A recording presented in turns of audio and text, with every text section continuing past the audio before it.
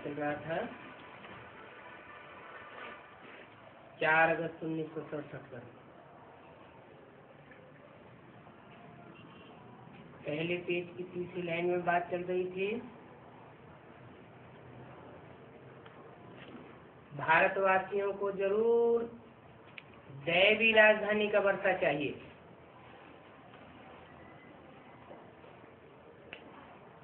दैवी राजधानी थी, अभी नहीं है। वो दैवी राजधानी कहाँ गई? वो फिर बाप बैठ समझाते हैं कि दैवी राजधानी आसुरी राजधानी में बदल गई। शास्त्र सभी है भक्ति मार्ग के,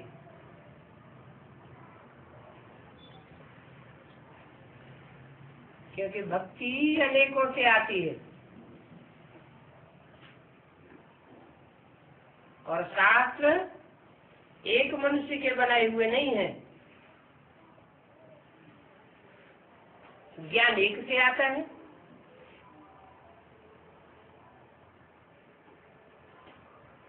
यूं कहें कि रावण से भक्ति आती है, अनेक सिरों से भक्ति आती है और राम को एक सिर दिखाया जाता है, अर्थात एक मत से ज्ञान आता है। उन शास्त्रों में ज्ञान तो नहीं है ना। ज्ञान अर्थात जानकारी, सच्चाई की जानकारी तो एक बाप में ही है। तो बाप आकर सत्यखंड की स्थापना करते हैं और कोई को पता ही नहीं है कि सत्यखंड क्या होता है। बाप आते हैं तो सत्य की स्थापना करते हैं और द्वैतवादी रावण आते हैं तो झूठ खंड बनाई देते हैं। तो देखो, ज्ञान सिर्फ एक रूहानी बाप में ही है, बाकी सब है जिस्मानी।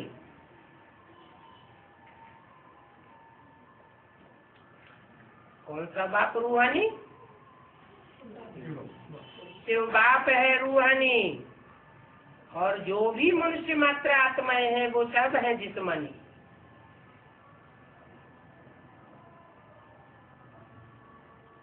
जिस्मानी धर्म पिताएं और यह रूहानी धर्म पिता।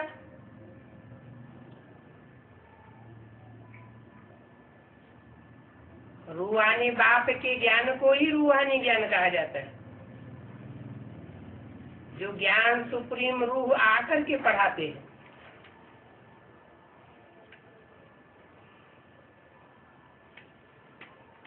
कहते हैं आपने को आत्मा समझ करके बैठो। हम आत्मा ही आकर के शरीर से पार्ट बजाते हैं और मनुष्य तो ये बात जानते नहीं है कि पार्ट बजाने वाली आत्मा है।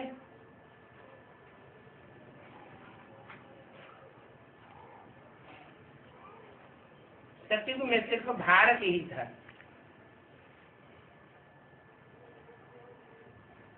और कोई धर्म नहीं था। दूसरा कोई धर्म नहीं था तो कोई दूसरा खंड भी नहीं था, एक ही भारत खंड था। भारतवासी देवताएं कितना साहूकार थे। फिर बाद में क्या हुआ? बाप बच्चों को समझाते हैं,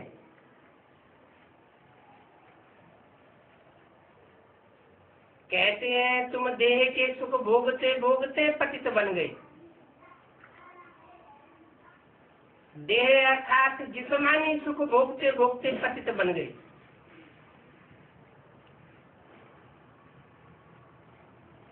रूहानी बाप न जिस्मानी जन्म लेते हैं और न जिस्म के सुख भोगते हैं और न पतित बनते हैं। वो तो एवर प्योर है,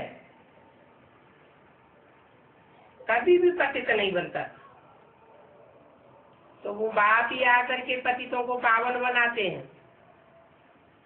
बाकी तो सब मनुष्य मात्र है।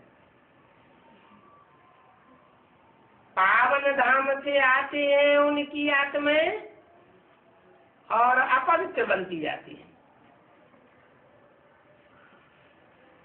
सभी कहते हैं हम पतित हो गए हैं।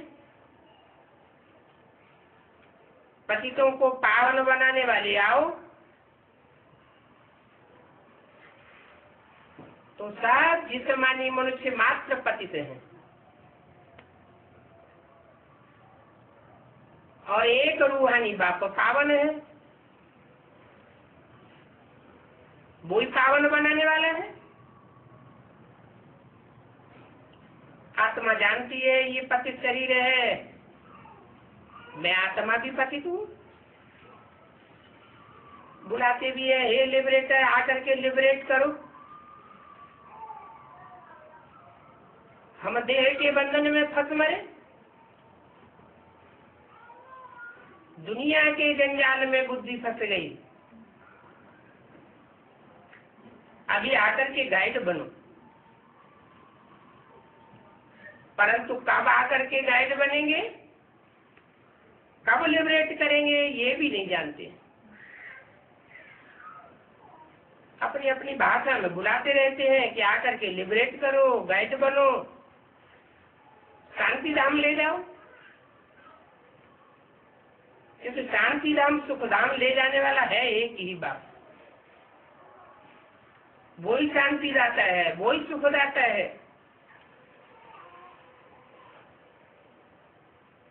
अभी हम सुख धाम जावेंगे वाया शांति धाम, और ये है दुख धाम।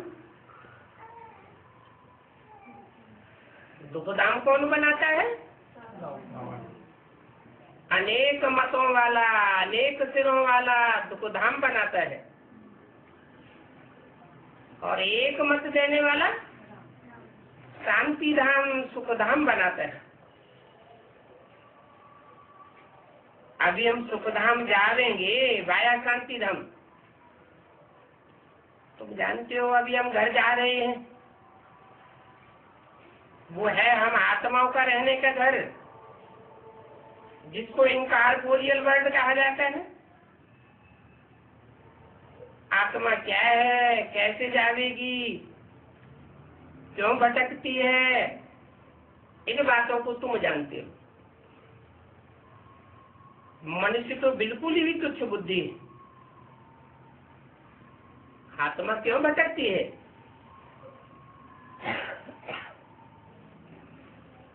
हिसाब किताब के कारण, अन्य आत्माओं के हिसाब किताब में वो हिसाब किताब भी कब तक है? जब तक बुद्धि को एक ठिकाना पक्का नहीं मिला है। तो कभी इधर भटकेंगे, कभी उधर भटकेंगे, कभी कहाँ भटकेंगे। जैसे भारतवासी और धर्मों में भटकते रहते हैं।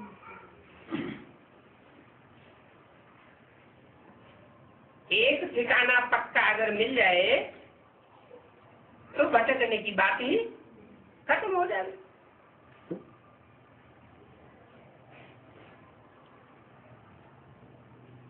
मनुष्य तो बिल्कुल तुच्छ बुद्धि है।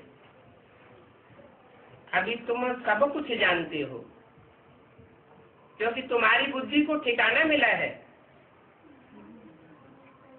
आस्तिक भी तुम बने हो, त्रिकालदर्शी भी बने हो, अभी तुम धनी के बने हो। धनी से स्वर्ग का वर्षा तुम अभी लेते हो।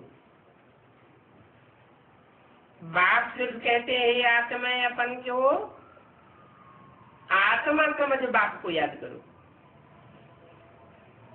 देह को याद नहीं करना है।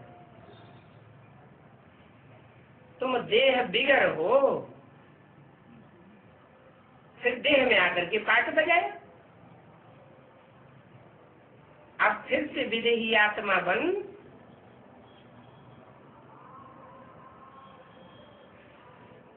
शांति धाम में जाना है।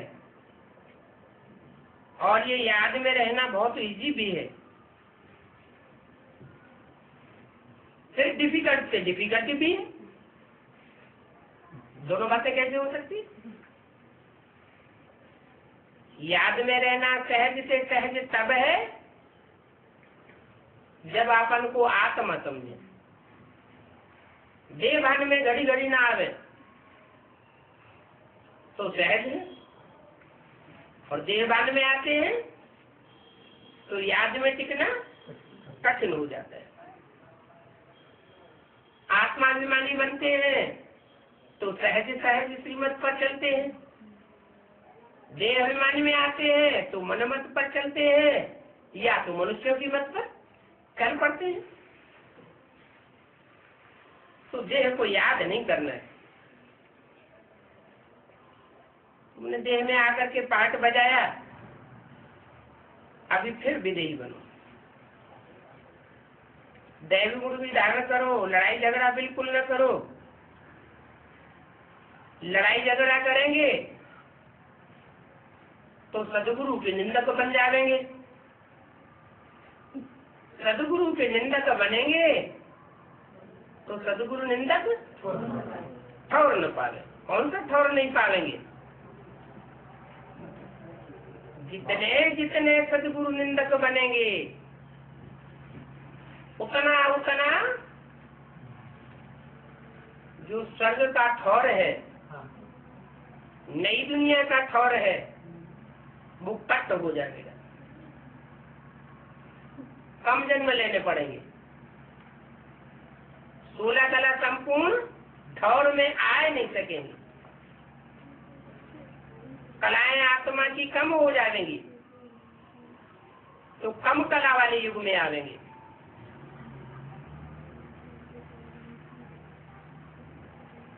बाप, टीचर, गुरु तीनों की निंदा कराते हो तो फिर तीनों से प्राप्ति कैसे होगी? पिछाड़ी में ये सब साक्षात्कार होगा। तुमने इतनी इतनी निंदा कराई, इतना तुमको समझाया, फिर भी तुम भूले करते रहे। पहले नंबर में है देह अभिमान। फिर और 5 विकार हैं। वो 5 विकार है बाल बच्चे, और देह अभिमान है 5 विकारों का बाप। रावण को 10 शीश दिखाते हैं, फिर 10 शीश के ऊपर कौन सा शीश दिखाते हैं? गधे का शीश दिखाते हैं। तो वो है 5 विकारों का बाप।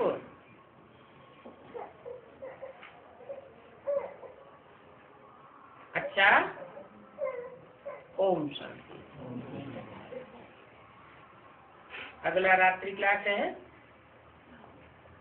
5 अगस्त 1967। देखो, सन्यासी कब हाथ नहीं जोड़ेंगे?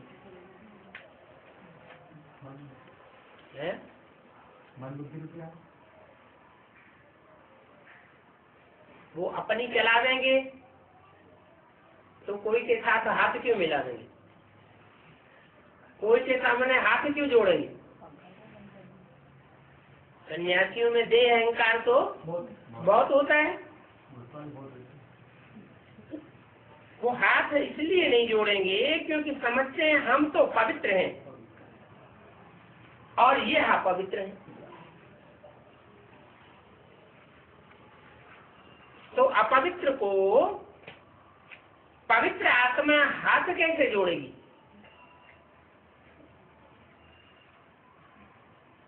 कितना अहंकार है।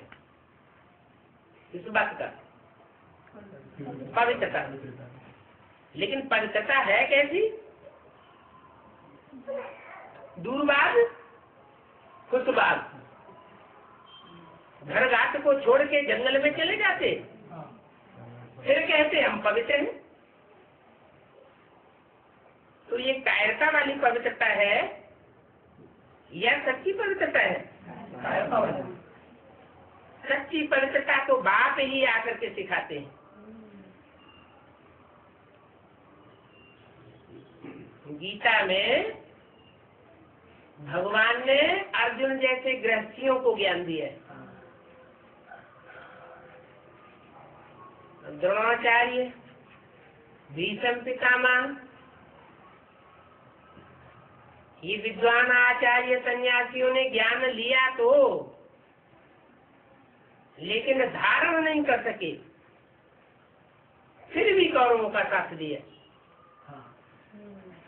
और तुम बच्चे हो प्रवृत्ति मार्ग के पक्के, तुम धारण भी कर लेते हो। बाप कहते हैं मुझे बुलाया है कि पतित को पावन बनाने के लिए आओ, तो मैं सन्यासियों को पहले पावन बनाऊंगा या पतितों को पहले पावन बनाऊंगा? सन्यासी लोग तो गृहस्थियों को गिरी हस्ती समझते हैं। शूटिंग कहाँ होती है? कैसे? ब्राह्मणों की संगम की दुनिया के जो सन्यासी हैं, सन्यासी होते हैं ना, कोई पीले कपड़े पहनते हैं, कोई लाल कपड़े पहनते हैं, कोई सफेद कपड़े पहनते हैं। तो सन्यासी अपन को पवित्र समझते हैं, गृहस्थियों को गिरिहस्थी समझते हैं, अपवित्र समझते हैं।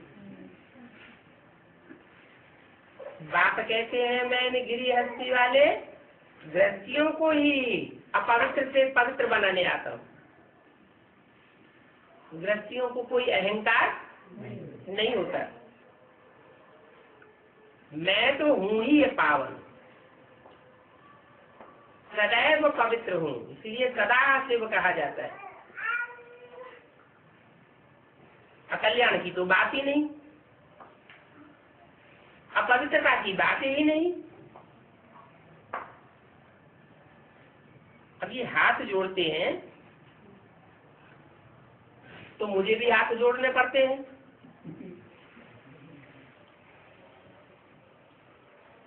परंतु मैं बताता हूँ कि ये देवताएं पावन हैं।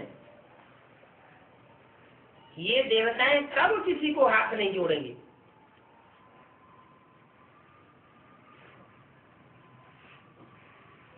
बाबा को सभी को हाथ जोड़ना पड़ता है। गिटारी हाथ जोड़ते हैं तो रिटर्न में हाथ जोड़ना पड़े, नहीं तो समझेंगे ये रिटर्न में रिस्पॉन्स भी नहीं करते हैं, तो हाथ जोड़ना ही पड़े। हाथ इनको जोड़ते हैं तो इनको भी जोड़ना पड़े, क्योंकि इनकी आत्मा तो पवित्र नहीं है। शिव बाबा की आत्मा पवित्र है, इनकी आत्मा पवित्र नहीं है। इनकी माने किनकी है? इनकी कहा माने जिनकी बाजू में बैठ करके मुरली चला रहे। ब्रह्मा की आत्मा तो पवित्र नहीं है। पवित्र बनी होती दाढ़ी मूछ वाले तन में तो उस तन की मूर्ति बनाए पूजा करते। ब्रह्मा की मूर्ति की पूजा होती है क्या? नहीं होती। मंदिर बनाते हैं क्या? तो साबित होता है इनकी आत्मा पवित्र नहीं है। शिव बाबा की आत्मा पवित्र है। शिव बाबा या शिव बाप? क्यों? शिव बाप की आत्मा पवित्र नहीं है। और शिव बाबा जी प्योर बाबा कहा जाता है साकार और निराकार के मेल को। और शिव बाप जब कहेंगे तो बिंदु बिंदु आत्माओं के बाप को कहेंगे। बिंदु आत्मा जब तक शरीर में प्रवेश न करे तब तक उसे प्योर और इम्प्योर का टाइटल नहीं दिया जा सकता।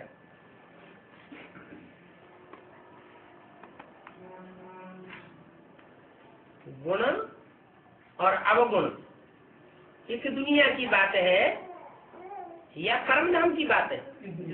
इस दुनिया की बात है। ऐसे ही पवित्र और अपवित्र ये कंट्रास्ट किस दुनिया में हो सकता है? इस दुनिया की बात है।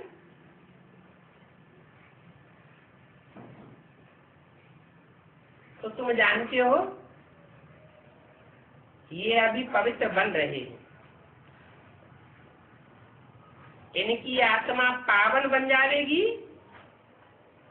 तो पावन शरीर चाहिए। इनकी आत्मा है?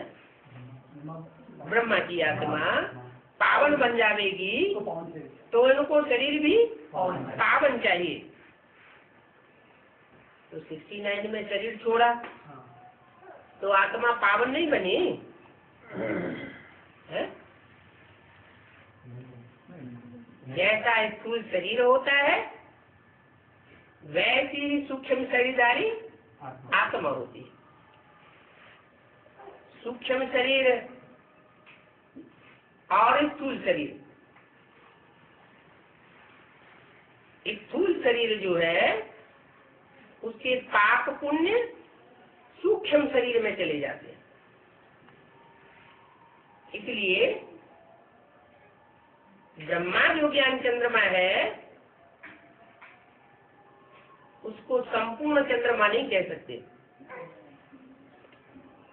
अर्धचंद्र कहा जाता है।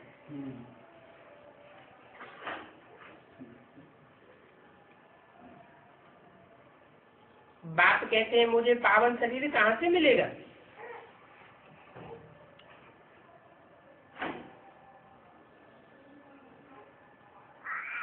मैं तो आता ही हूँ कलयुग के अंत में। कलयुग अंत में सब पतित हैं, पावन तो कोई होता ही नहीं। तो पतित में ही प्रवेश करूंगा ना। पतित दुनिया में है तो सब पतित है, पावन दुनिया में तो मैं आता ही नहीं। मेरा ड्रामा में पार्ट ही ऐसा है, कैसा कि पतित दुनिया में आना पड़े, पतित शरीर में आना पड़े। ये भी समझते हो कलयुग से सतयुग जरूर बनना है। बाप रचता है तो रचना जरूर नई दुनिया की करेंगे। फिर पुरानी दुनिया हो जाती है ड्रामा प्लान अनुसार। बच्चे जानते हैं हमारे सुख के दिन आ रहे हैं, अभी जल्दी जावेंगे, अभी नहीं जा पाते हैं। उसका कारण क्या है? परम धाम में रहने की, जाने की इतनी प्रैक्टिस करते हैं परंतु बार बार बुद्धि नीचे क्यों आ जाती है? क्योंकि अभी संपूर्ण नहीं बने। जब आत्मा संपूर्ण बन जाएगी तो ये चीज दुनिया में आवेगी ही नहीं। जब विनाश होगा मूसलाधार बरसात पड़ेगी, रक्त की नदियां बहेंगी, तब तुम बहुत खुश हो जाओगे। लो दुनिया हाय हाय करेगी और तुम बहुत खुश हो जाओगे। कुरान में भी लिखा है कयामत होगी तो खुदा के बंदे बड़े आराम से रहेंगे। तुम्हारी बुद्धि में रहेगा कि अब हम नई दुनिया में जावेंगे। बाप भी तब जावेंगे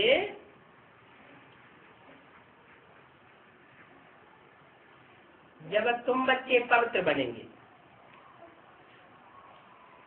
क्योंकि शांति धाम में सभी आत्मा पवित्र रहती है। विनाश होगा तो समझना चाहिए कि राजधानी पूरी स्थापन हो गई है।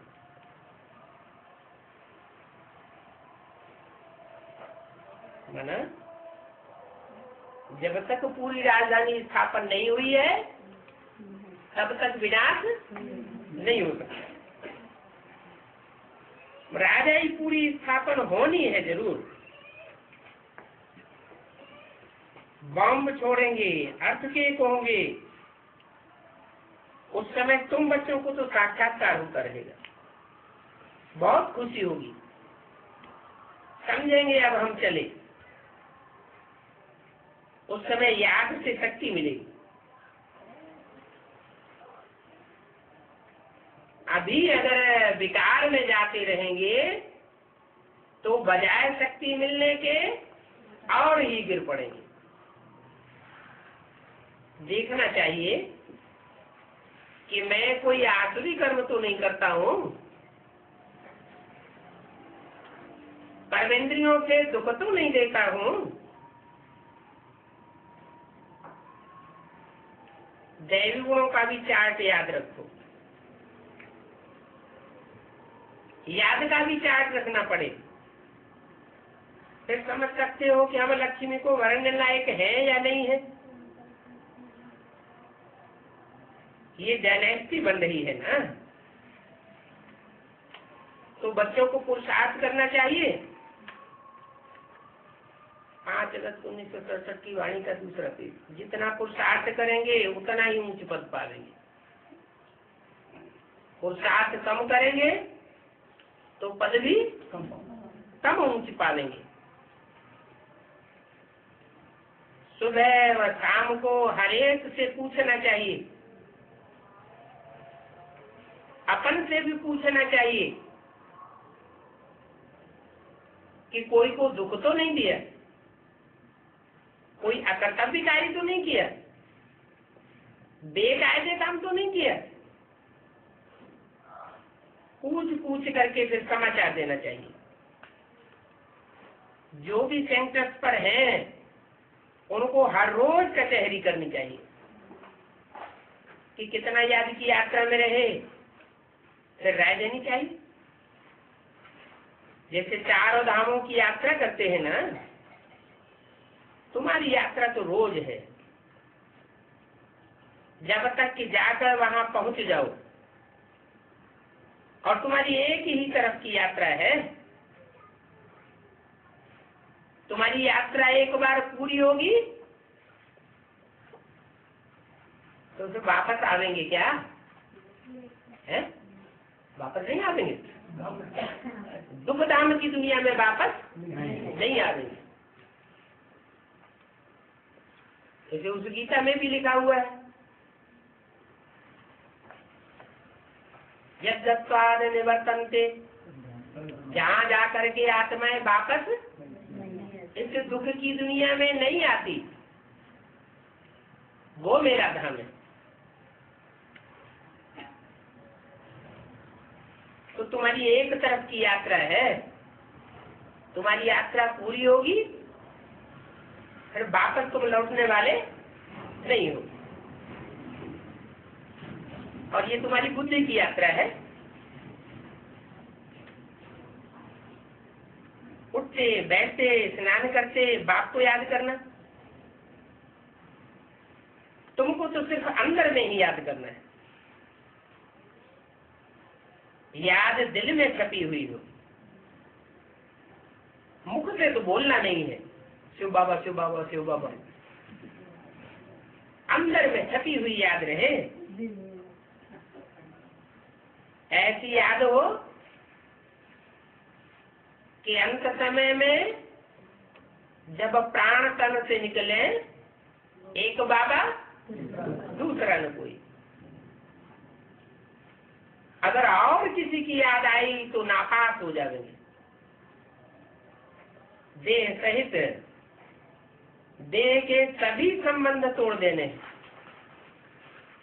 बेहद का संन्यास करके शांति धाम सुख धाम को याद करना है। हम तो हैं ही वहां के रहने वाले। हम तो शांतिपूर्ण विश्व के मालिक हैं। अब ये चक्कर पूरा होता है, हम घर चले जाएंगे, फिर आकर के विश्व के मालिक बनेंगे। अंदर में खुशी रहनी चाहिए। दुनिया भर में कोई ऐसी पढ़ाई नहीं पढ़ाते हैं। ये तो पढ़ाई की पढ़ाई भी है और सत्संग का सत्संग भी है। जैसे कहते हैं ये घर का घर भी है और पाठशाला की पाठशाला भी है। कहते भी है सत्य का संग तारे। अब ये तो दुनिया झूठ की है। झूठ की दुनिया में सब झूठ ही झूठ, सत्य की रखती नहीं, तो किसका संग करे?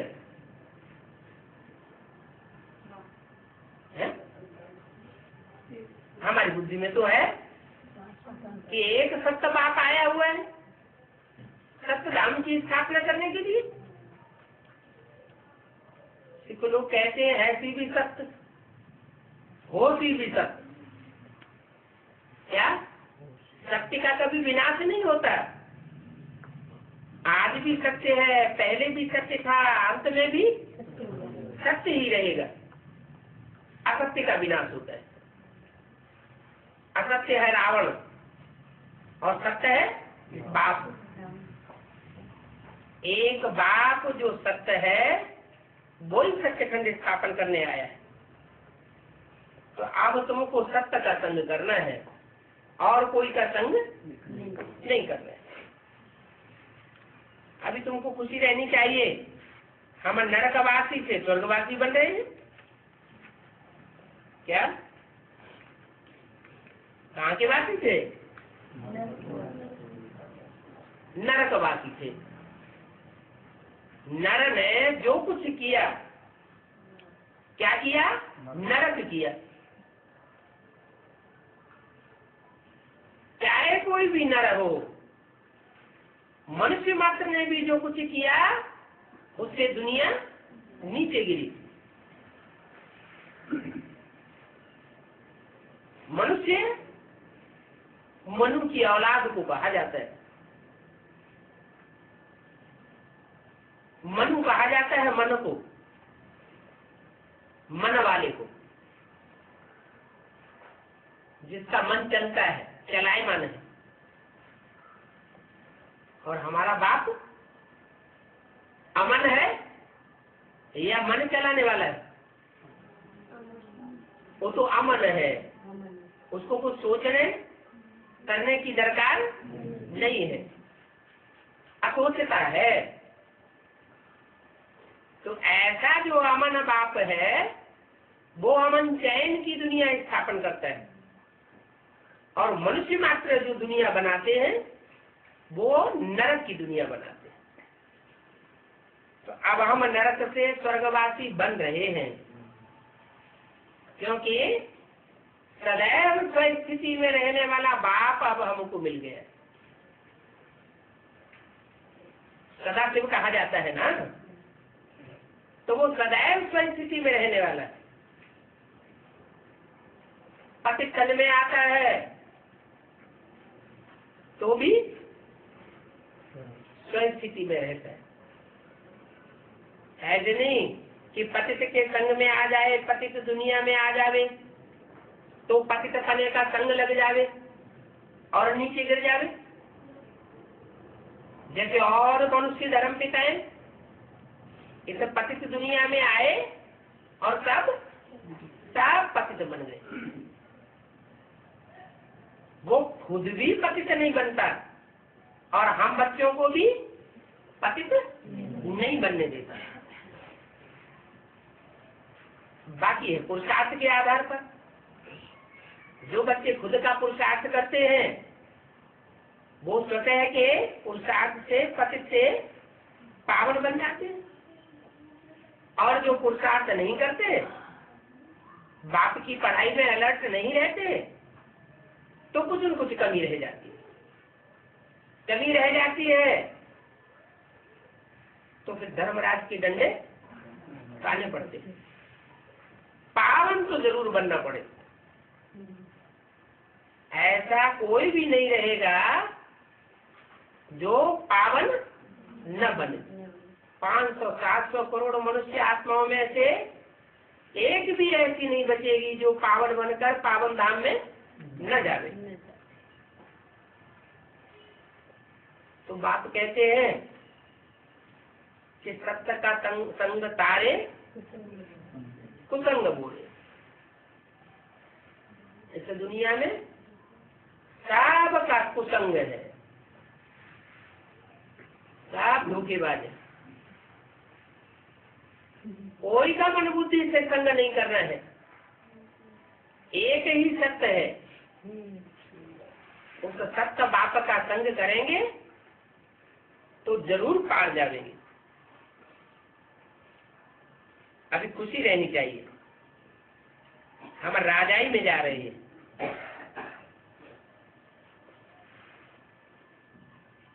रावण, 5 विकारों को रावण कहा जाता है। रावण का बाप गधा दिखाया गया है। तो रावण क्या देता है? गधाई देता है। और बाप क्या देते हैं? राजा ही देते हैं। गधे को वजन ढोना पड़ता है। राजाएं वजन ढोते हैं क्या? सारा वजन कौन ढोता है? प्रजा ढोती है। अभी तो देखो दुनिया में राजाई है ही नहीं। क्यों नहीं है राजाई? क्योंकि अभी इस दुनिया में रावण का पूरा राज्य हो चुका है। 100-150 वर्ष पहले फिर भी राजाओं का राज्य था। अभी तो सारी दुनिया पर प्रजा के ऊपर प्रजा का राज्य है। राजा ही जैसे चट हो गई। तो रावण का राज्य होता है तो राजा ही खलास हो जाती है। राम का राज्य होता है तो दुनिया में राजाओं का राज्य चलता है। अभी देखो माया कितना अपोजिशन करती है। तुम कहते हो बाप आया हुआ है और माया कहती है नहीं, ये हो नहीं सकता। तो माया कितना अपोजिशन करती है। तुम्हारी खुशी भी स्थायी रहने नहीं देती। तुम बार बार निश्चय करते हो कि बाप आया हुआ है और माया हमारी खुशी को उड़ाई देती। भक्ति मार्ग में ये मंदिर आदि बनते हैं तो इन मंदिरों आदि के बनाने में कितना खर्चा करते हैं। और यहाँ तो बाप कहते हैं तुम अपने घर गृहस्थ में रहो और 4 चित्र लगा दो, गीता पाठशाला खोल गई। छोटा कमरा हो तो उसी में गीता पाठशाला चलाओ। कोई खर्चा वर्चा करने की दरकार नहीं है। जब भक्ति मार्ग की शूटिंग होती है तो क्या होता है? तो देवियों की पिछाड़ी कितना खर्चा करते हैं।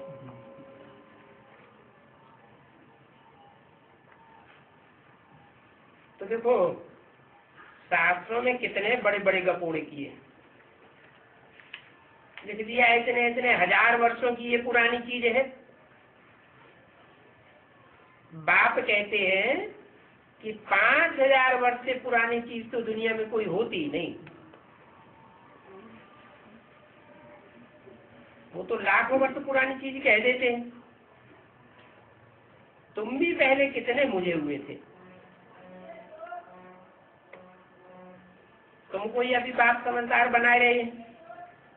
बाप जानते हैं कि बच्चे भक्ति करके बहुत थके हुए हैं। इन बच्चों की थकान दूर करने के लिए इनके हाथ पांव दबाने चाहिए।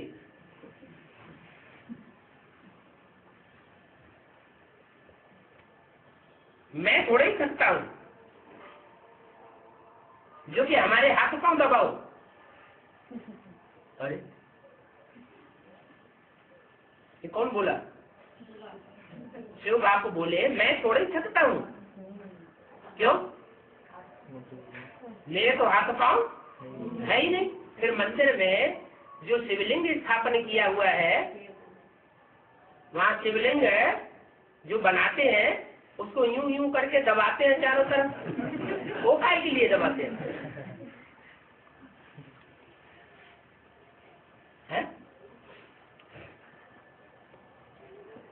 वो शिवलिंग है साकार की यादगार, और उसमें बिंदु है निराकार की यादगार।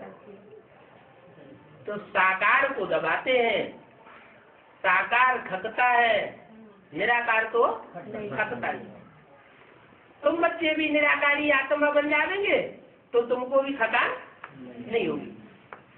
इसलिए बाप कहते हैं आबू रोड से माउंट आबू तक बाप की याद में चले जाओ तो थकान नहीं होगी।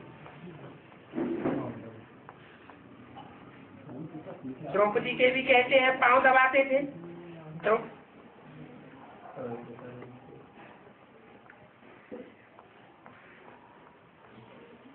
तुम अपने पद्मा पद्म भाग्य के अंदर ही अंदर सराहना करो। बाप कहते हैं कि तुम अपने 84 जन्मों को नहीं जानते हो, मैं ही आकर के तुम्हें बताता हूँ।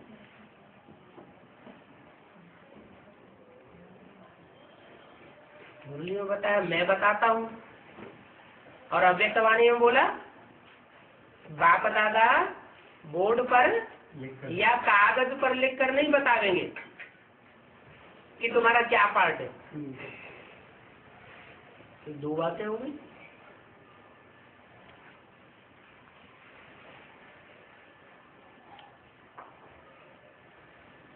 मुरली कहती है कि मैं तुम्हारे जन्मों को जानता हूँ तो बताता हूँ। भक्ति मार्ग में गीता भी कहती है हे अर्जुन तू अपने जन्मों को नहीं जानता, मैं तेरे को बताता हूँ। और अव्यक्तवाणी कहती है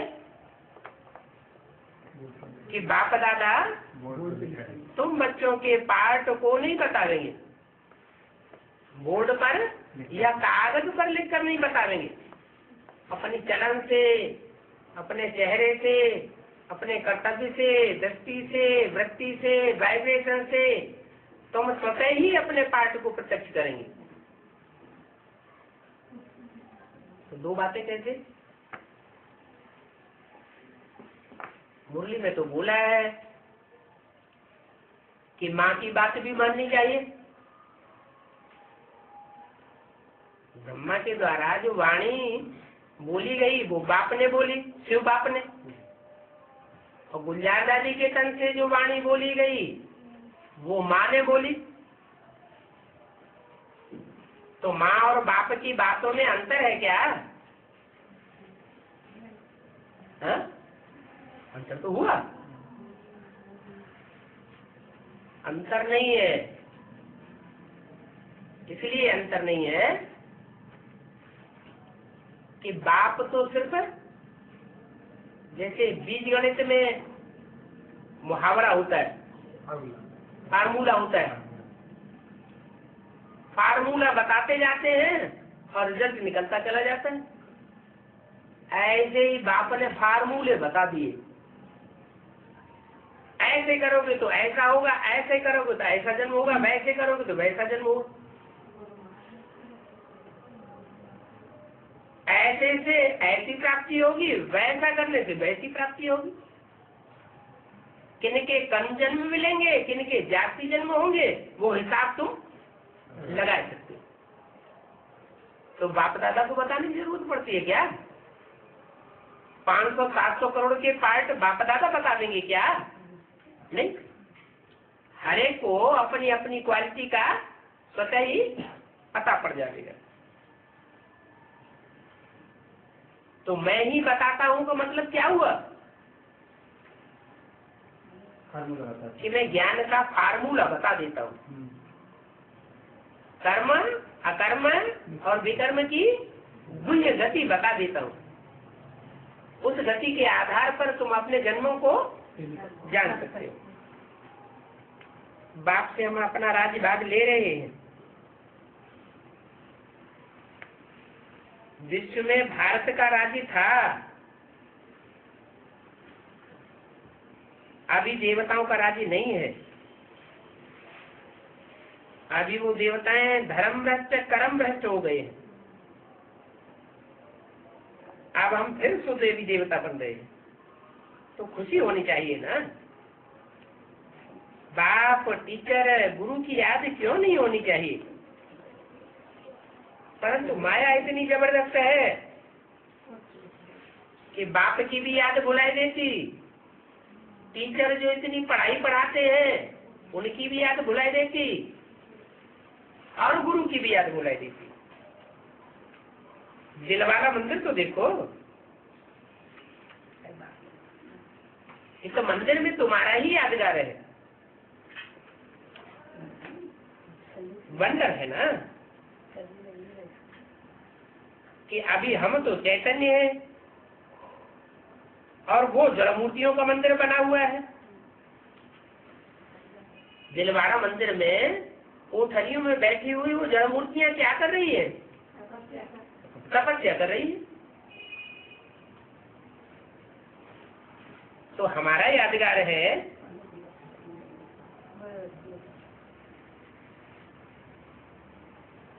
तो हमारी मान्यता क्यों नहीं है? मान्यता से छोड़ो, हमारी बात भी कोई सुनने के लिए तैयार नहीं। इसका क्या कारण? अरे अभी तो बताया दिलवाड़ा मंदिर तुम्हारा यादगार है। वो यादगार माउंट आबू में ही क्यों बना हुआ है?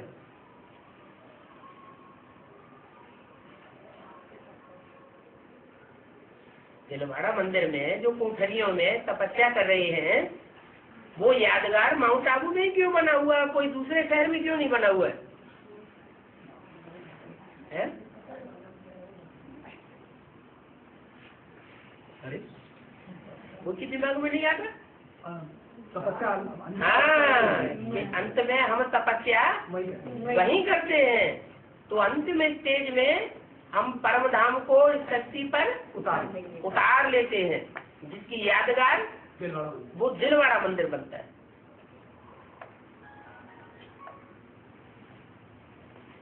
तब हम चैतन्य होंगे। चैतन्य में हमारा यादगार प्रैक्टिकल हो जाएगा। अभी तुमको पता पड़ा है कि हमारी ही अंतिम अवस्था का वो यादगार है, तो क्या करना चाहिए? है? अंतिम अवस्था का यादगार है तो क्या करना चाहिए? है? अरे है? अरे इस दुनिया से बोरिया बिस्तर समेटना चाहिए।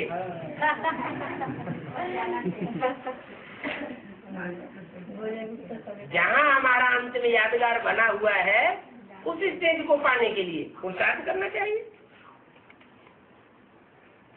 तुमको भी अभी मंदिर देख करके बहुत खुशी होती है,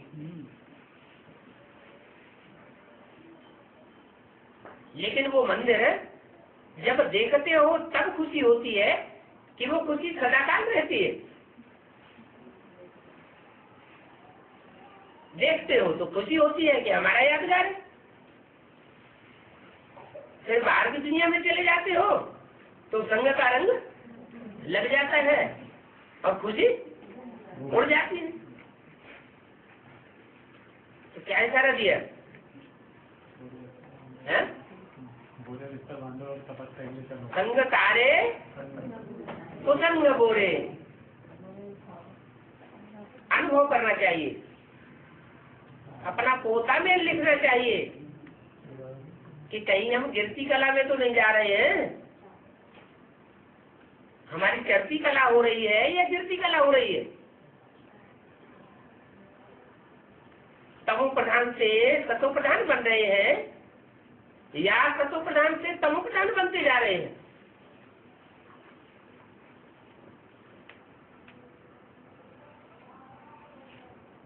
होता में निकालना चाहिए ना। बाप कहते हैं बच्चों को आपस में बहुत प्रेम से रहना चाहिए, चाहिए चाहिए चाहिए। लेकिन प्रेम घटता जाता है आपस में या प्रेम बढ़ता जाता है? क्यों बढ़ता जाता है? प्योरिटी बढ़ेगी तो यूनिटी बढ़ेगी, संगठन बढ़ेगा, प्रेम बढ़ेगा, स्नेह बढ़ेगा, सहयोग बढ़ेगा। प्योरिटी घटती जाएगी तो प्रेम घटता जाएगा। देवताओं से भी जाती तुम ब्राह्मणों की महिमा है। कैसे? देवताएं तो सिर्फ 16 कला संपूर्ण होते हैं। क्या देवताएं होंगे 16 कला संपूर्ण, और तुम यहाँ संगम युग में कलातीत बन जाएंगे, कलाओं से भी ऊपर बन जाएंगे।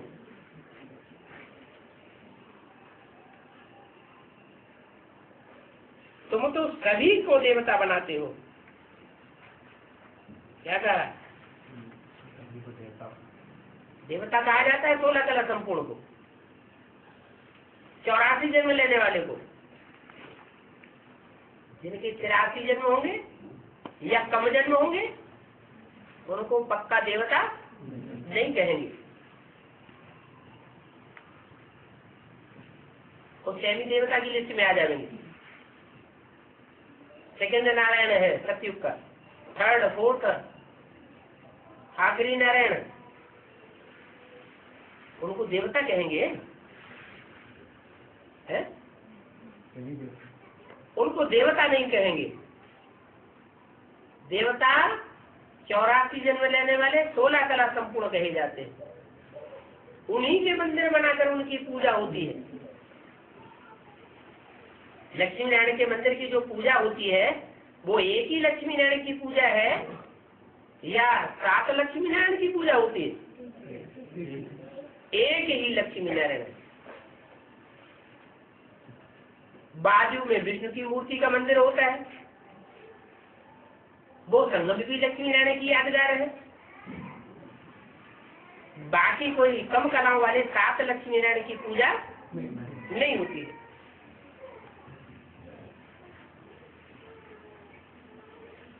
तो तुम सभी को देवता बनाने वाले हो।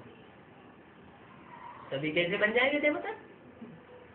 500-600 करोड़ देवता बन जाएंगे क्या?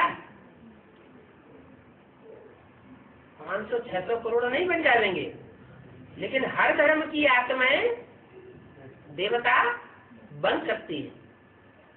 हर धर्म की श्रेष्ठ आत्माएं खिंचती हैं और ब्राह्मणत्व प्राप्त करती है। बाप तो सुखदाई है ही, तुम बच्चों को भी सुखदाई बनना है। जो दुख देने वाले हैं उनको भी सुख देने वाला बनना है। जो ग्लानि करने वाले हैं उनको भी गायन करने योग्य बनाना है, महिमा योग्य बनाना है। इसलिए बोला कि बाप तो सुखदाई है ही, तुमको भी सुखदाई बनना है। बाप तो सभी को सुख देने वाला है। जो बाप की ग्लानि करते हैं, कंकड़ पत्थर सर्वव्यापी बोलते हैं, उनको भी सुख देता है। तो तुम्हारा भी क्या काम है? तुम भी बाप के बच्चे, सुखदाता बाप के बच्चे, सुखदेव। सुख दो ना, कोई को दुख नहीं देना चाहिए, न मनसा से, न वाचा से, न कर्मेंद्रियों से। मन के अंदर संकल्प मात्र भी ना आवे किसी को दुख देने का। कोई गाली देता है, टेढ़ी नजर से देखता है, लाल लाल आंखों से देखता है, तो क्रोध नहीं आवेगा? आवेगा? आवेगा। तो 16 कला संपूर्ण देवता नहीं बनेंगे। सुखदाता बाप के सुखदेव बच्चे नहीं बनेंगे। अगर 84 जन्म लेने वाला पक्का देवता बनना है तो सबको सुख देने वाला बनना है। कोई को सुख दे और कोई को न दे, ऐसा हो नहीं सकता। तुम जानते हो कि भारत में ही देवताएं शिष्टाचारी थे।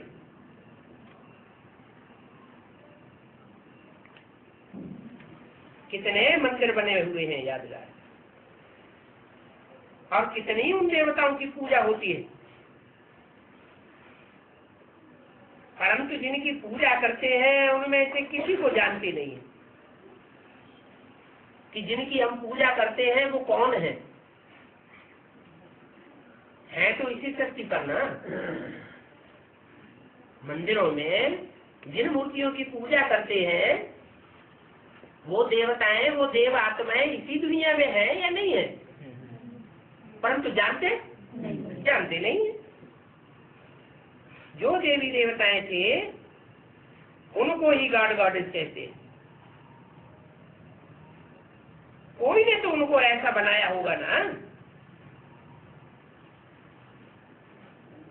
डॉक्टर बनाता है, वकील बनाता है, इंजीनियर बनाता है। तो गॉड गॉडेस को किसने बनाया? जरूर गॉड फादर ने ही उन गॉड गॉडेस को बनाया होगा। तुम भी कहते हो कि हम तो यह बनेंगे, तो फिर श्रीमत पर चलना पड़ेगा ना। श्रीमत अर्थात श्रेष्ठ से श्रेष्ठ शिव बाबा की मत। शिव बाबा जब कहते हैं तो बुद्धि में क्या आना चाहिए?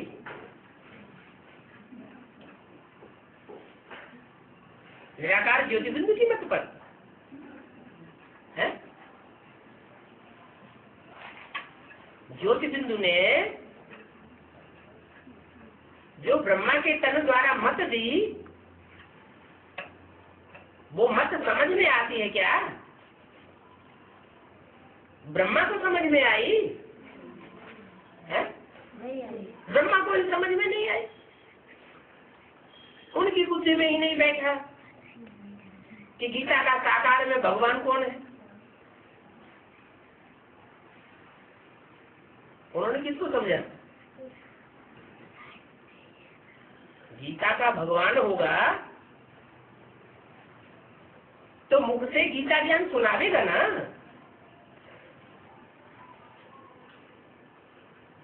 गीता माता कहा जाता है तो गीता माता का गीतापति भगवान भी तो होगा ना। बिंदु को कहेंगे या साकार को कहेंगे? तो ब्रह्मा की बुद्धि में क्या आया कि गीता का साकार भगवान कौन?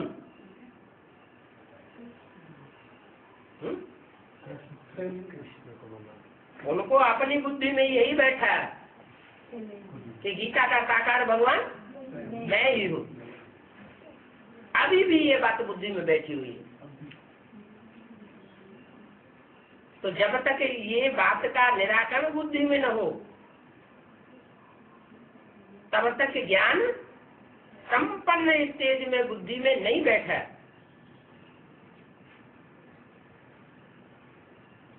तो अच्छी रीति पढ़ना होता है। तुम बच्चों को पढ़ाई का कितना नशा रहना चाहिए। तुम तो विश्व के मालिक बनते हो, तुम तो ये नहीं बनता है। तुम तो विश्व के मालिक बनते हो तो बहुत खुशी होनी चाहिए। बाबा पढ़ाते हैं, हमको ज्यादा तो नहीं पढ़ाते।